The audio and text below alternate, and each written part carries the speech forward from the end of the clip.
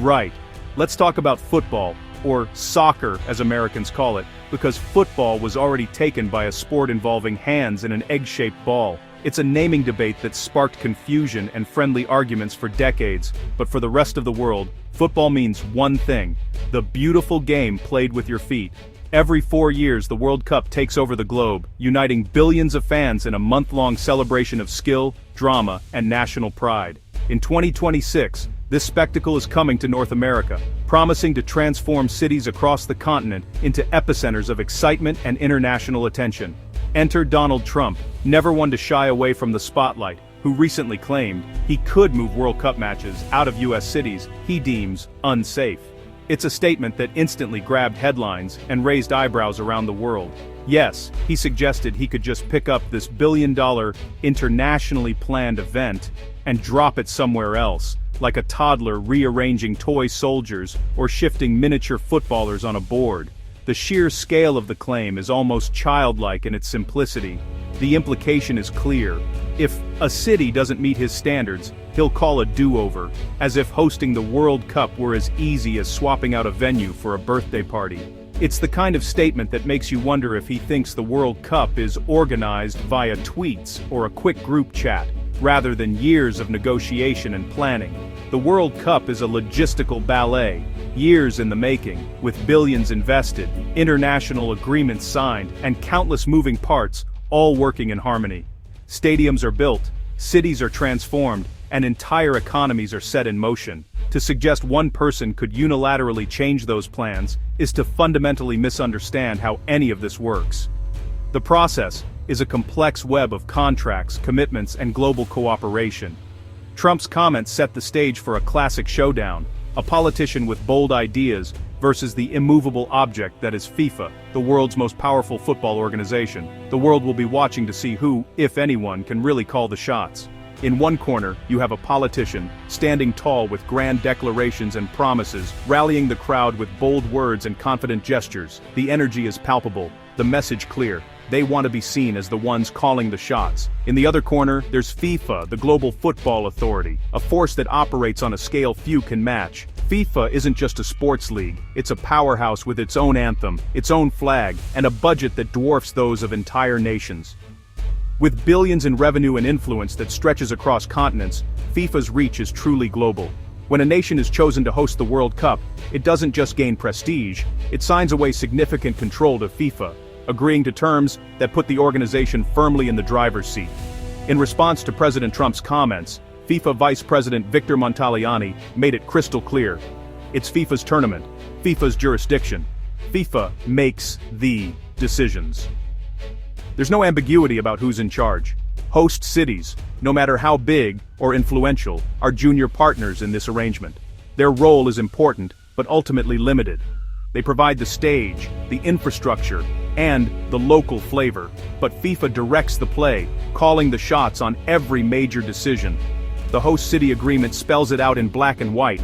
FIFA has the final say on venues, scheduling, and operations. Every detail from ticketing to security is under their control. Montagliani's message is unmistakable. Thanks for your input, but FIFA's authority is absolute. Local opinions are heard, but the final word always comes from Zurich. They've weathered political storms, global controversies, and scandals that would topple lesser organizations. A former president's comment is just another gust of wind in FIFA's long history. FIFA's independence from political tides isn't just a quirk, it's the very foundation of its business model, allowing it to operate above the fray and maintain its global dominance. No politician, no matter how loud or powerful, can change that reality. The rules are set, and the game is played on FIFA's terms. In the end, FIFA holds the whistle, and when it comes to the World Cup, they're the only ones who can blow it.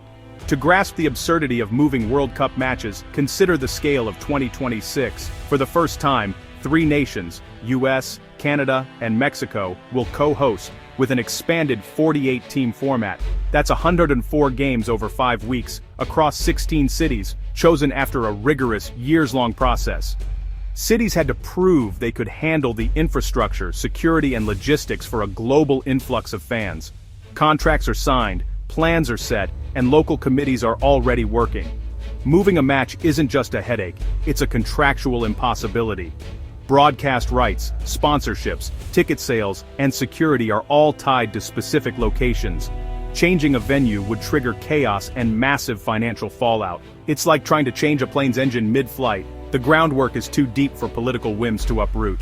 When it comes to the World Cup, FIFA's control is absolute. Host nations are applicants for an exclusive franchise, meeting FIFA's strict standards on everything from stadium quality to VIP suites. This top-down structure ensures uniformity and shields the event from local politics. FIFA's agreements with host cities are legally binding and override political changes. Only FIFA can change a venue, and only for extreme reasons, like a natural disaster or unmanageable security crisis. Political opinions don't factor in. Trump's comments were met with firm rejection because he has no authority here. It's like a cruise passenger announcing a new course. The captain, FIFA, is the only one steering. Suggestions may be noted, but the route is set. FIFA's control is by design, keeping the tournament stable and above political squabbles. The goalposts once set don't move for politics. That's how the World Cup stays on course. There's a noble ideal that sports and politics should be separate, though in reality, they often collide. The world of sports is often seen as a sanctuary, a place where people from all walks of life can come together, united by a shared passion. Yet, time and again, political agendas find their way onto the field, blurring the lines between fair play and power plays. Politics has always swirled around major events, but there's a difference between politics surrounding and controlling an event. When political influence seeps into the heart of the game, it threatens to overshadow the very spirit that makes sports so compelling. Sporting autonomy is essential for fairness. Only when the rules are applied equally and decisions are made independently can athletes and fans trust the outcome. Imagine if venues or referees were chosen for political reasons. The integrity of competition would collapse. The game would no longer be about skill or teamwork, but about who holds the most sway behind the scenes. Athletes train for years, the rules must be the same for everyone, and decisions must be based on logistics, not politics. Every player deserves a level playing field, free from outside interference, so that victory is earned, not given. Allowing politicians to dictate venues would open the door to favoritism and chaos. It would undermine the trust that fans and athletes place in the system, and could even spark international disputes. The World Cup is meant to unite, not divide.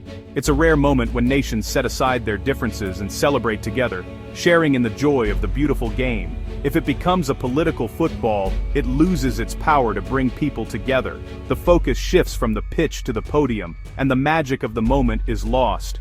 FIFA's firm stance protects not just its brand, but the very idea of international sport. By keeping politics at bay, they help preserve the integrity and excitement that fans cherish. Keeping politics off the field is a fight worth having. It's about defending the purity of competition, and ensuring that every match is decided by talent, not by political maneuvering. The alternative is a world where the final score is decided in the halls of power, not on the pitch, and that's a game no one truly wins. FIFA's response to Trump was a masterclass in corporate diplomacy. Victor Montagliani's statement, "It's FIFA's tournament," drew a clear line. The games may be on US soil, but they're not a US event. The message was twofold. First, to decisively shut down Trump's claim and reassure all stakeholders that the plan is set. Second, to warn any other politician tempted to use the World Cup for their own ends. FIFA put up a metaphorical "no politics" sign on the 2026 tournament. The only thing that matters is whether a city can fulfill its obligations. This clarity is vital for sponsors, broadcasters, and fans who depend on stability.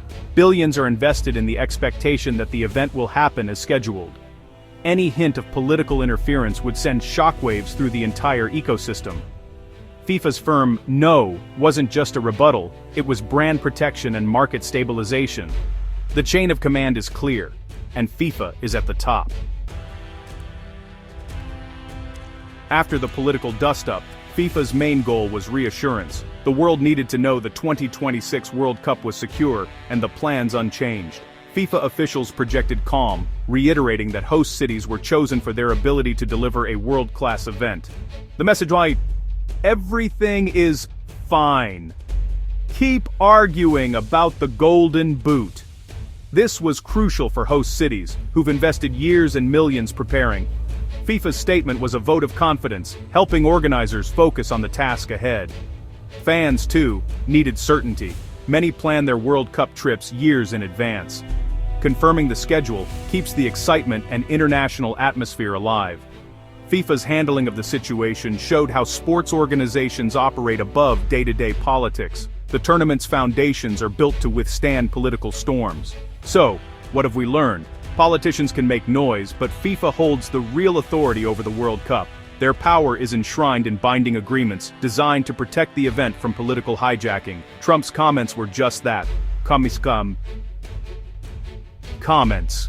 FIFA's swift response reminded everyone who's in charge. The integrity of the tournament depends on decisions made for the game, not politics. The 2026 World Cup will go on as planned, with all the drama on the field. This episode reinforced the established order. FIFA makes the rules and politicians play no part in venue decisions. The final whistle has blown on this debate. In the end, the only thing that matters is the game itself.